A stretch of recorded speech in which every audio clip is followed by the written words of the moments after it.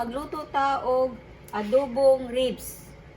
Mauni ang akong mga ingredients. Ito napakuluan ko na mga ka-cutie para madali na lang siyang lutuin. At saka lagyan natin ng isang basong coke para maglambot masyado at mag-color din yung kanyang kulay. Lagyan natin ng pepper at saka suka.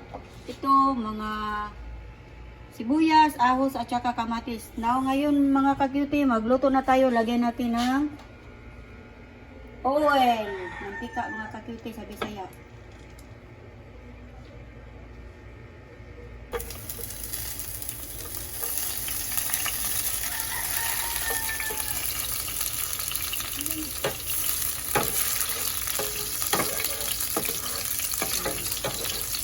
Tayo na ito mga ka-cutie para pag golden brown na mga ka-cutie, lagyan na natin ang onion.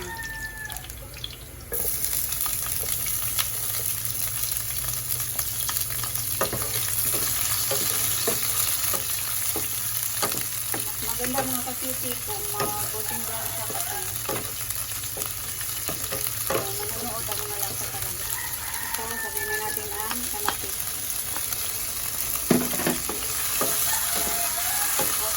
Bayang lang natin ang kamatis.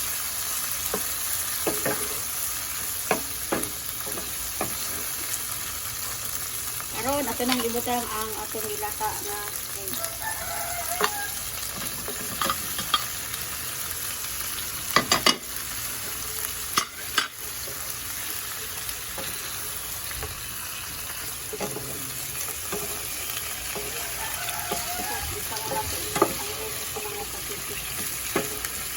Natin siya sa may laman. Ano? God. Lagyan natin ng pepper para magsalasa pa. Tuktak butang.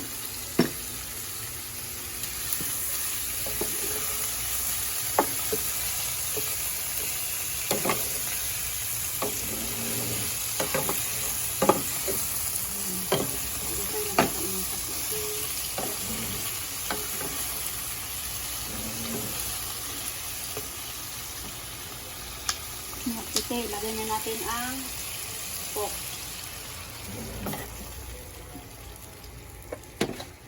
Lagyan natin ng toyo mga kapite. Paringin na siya tanan.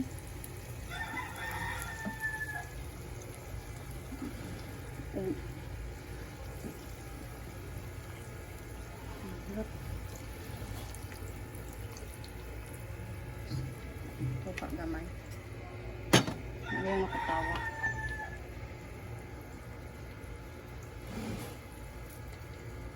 Di pa.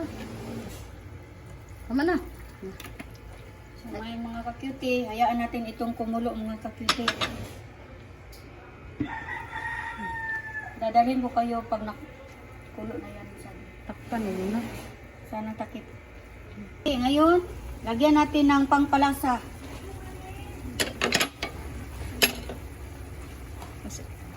Tapos, takpan natin mga ka-cutie. Matunaw na. Okay.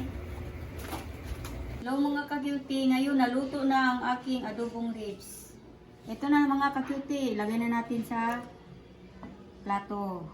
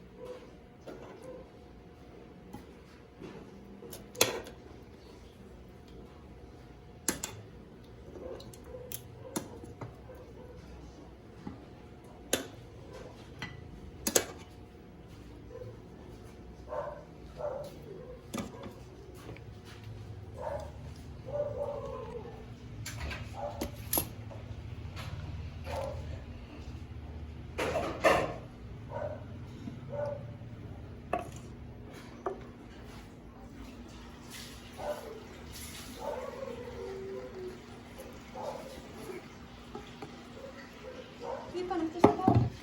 Init kayo eh.